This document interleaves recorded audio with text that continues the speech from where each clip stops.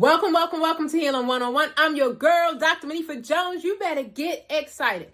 Have you ever asked yourself the question, why do I keep going around and around and around experiencing the same things? When is life going to get better? When is life going to get less challenging? Well, you're in the right place. Welcome to Healing 101. This is a platform that was created for us all to heal together. But listen, all of us, every last one of us are on our healing journey. It's just that most of us just don't know it. But you as a member of the Love Tribe, you know we are on our healing journey because life is going to have its ebbs and flows. But the difference is that we know that life is not what happens to you, but is actually what happens for you, right? So with that being said, we are still talking about how to get the life of your dreams, right? It's almost like we see people that are getting sick, that are having challenges with money, with relationships, right? And that may even just be us as well. And we just can't understand why we're always in a problem, coming out of a problem, going into one, having challenges, the obstacles of life. And then we see people who are really, really struggling. And we're like, when is it going to get better? And when it does get great, we start getting nervous, like, when is the other shoe going to drop, right? So welcome to Healing 101. This is a platform where we can really just get into the nitty-gritty of life. And let me tell you why I'm so excited. With 25 plus years of experience in outpatient mental health, I see the same patterns over and over and over again. Not to even mention, I have repeated them myself. Okay, I'm the first person to be transparent about that. So look, our thoughts and our actions create our world. When I realized that my thoughts and my actions create my world, I realized that I was in the driver's seat. I was always waiting to be happy. I was always waiting to feel better. But now I understand that I owe it to myself to prove to myself, to trust myself to feel better. And let me tell you what I figured out. See, my book is a 90-day book and a journal. Part 3 soon to come out. This is Healing Directory Part 1, Healing Directory Part 2, Part 3 soon to come out. So with that being said, it's a book and a journal. And I've even realized in the 90-day journals that are in the book, we say if you don't have 5 minutes, you don't have a life. You set yourself aside, you set aside some time, and you get to know yourself. But guess what I realized? In all of the meditating, in all of the speaking affirmations, and I do it all. I do it all. I exercise, I drink water, I meditate, I walk, I ground, I speak my affirmations, I journal, I do it all. I pray, I do it all, right?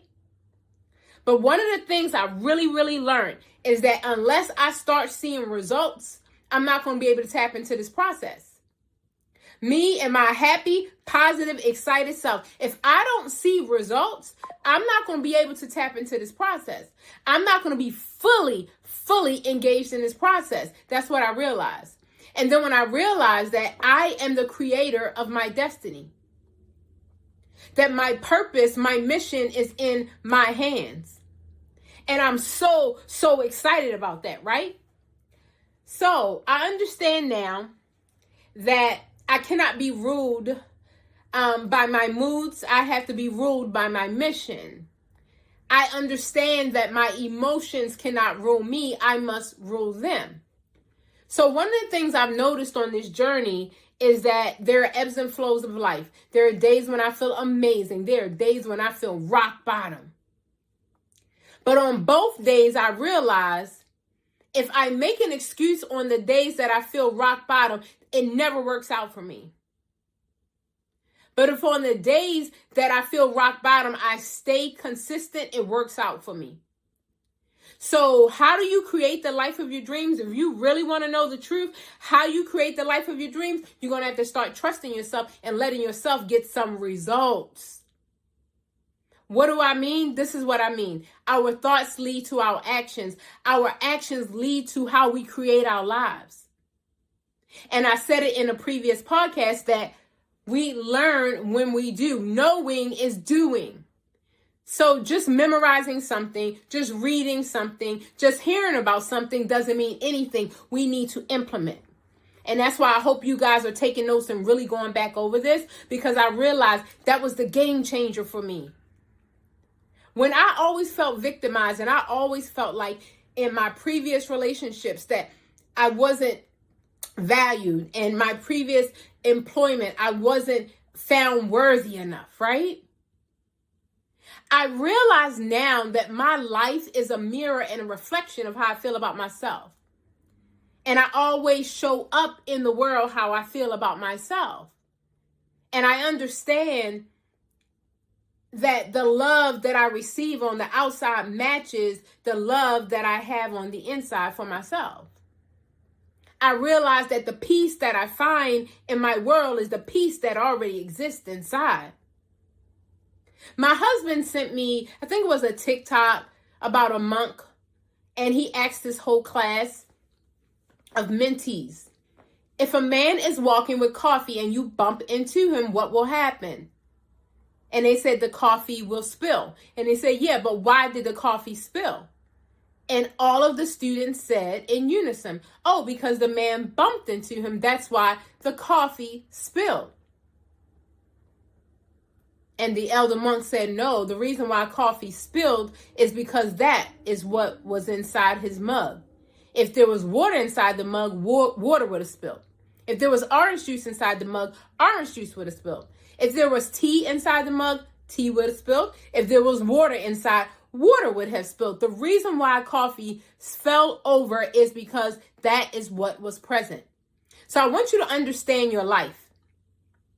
When you have rage with your family, when you have rage with your colleagues and your neighbors, it's because rage exists inside of you and it just was triggered and it came out.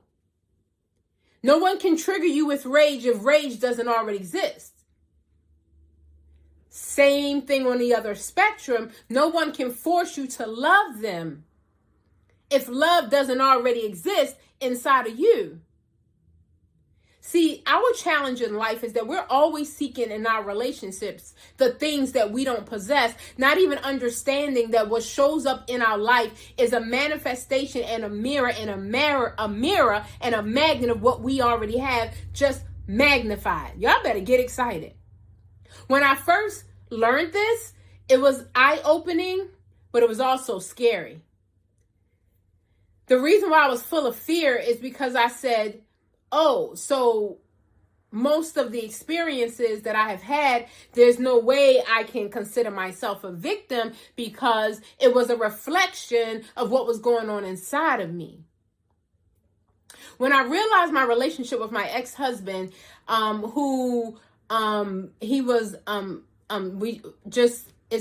it's a part of my testimony, no secret. There was alcoholism, drug addiction, there was spousal abuse, there was domestic violence.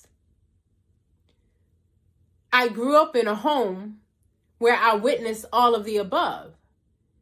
So when I met my ex-husband, my previous husband, it resonated with me. Alcoholism, people slurring their words, people being drunk, people not being responsible for their behaviors. Oh, physical violence. Oh, the police were at our house. This is great. Oh, this is what I'm used to. This resonates with me. This feels like home. So now I'm very careful. I'm very careful when I get super comfortable because now I'm learning to stretch myself. Now I'm learning to trust myself and to understand that I need to start seeing results in my life, which means no more excuses. See, the reason why he spilled the coffee is because coffee was there. So if I'm angry, it's because anger is there. Let's address that. Let's not address the fact that I'm angry with you. Let's address the fact that anger resides in me. Oh, I'm feeling a little jealous. Let's address the jealousy and the envy. And when did that begin? When was that initiated in my life? When was it initiated, this low self-esteem, when I didn't value myself? When did I learn to be in relationships with people who didn't see me, who didn't value me? When did I learn that? That's my concern.